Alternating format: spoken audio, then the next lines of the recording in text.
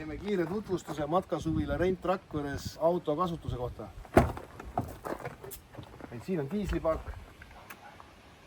Tavaline diisel läheb sisse.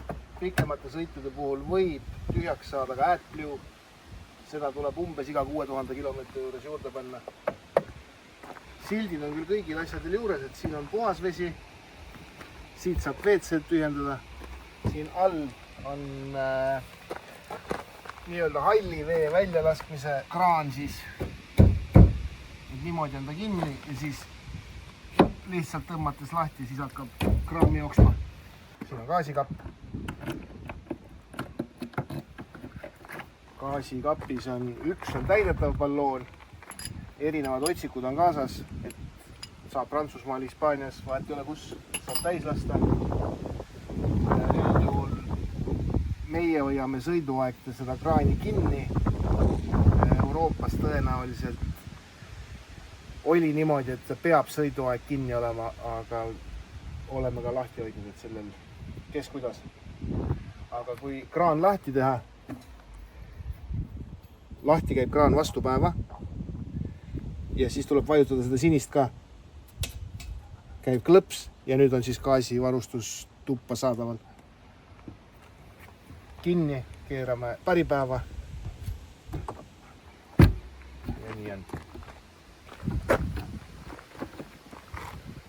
Lisavarustusena on kaasas meil grill.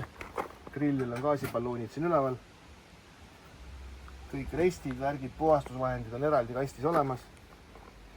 Siis on olemas need karavani pargis, kui on viltune maapind, et saab auto sirgeks ajada, on need klotsid kaasas.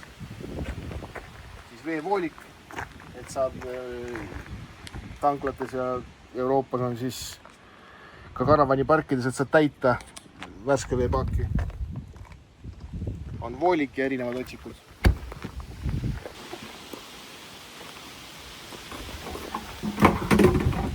Kastekann. Siin on markiisi alla, saab panna vaiba maha. Siis on lahti käiv laud, toolid ja siis veel eraldi matkatoolid.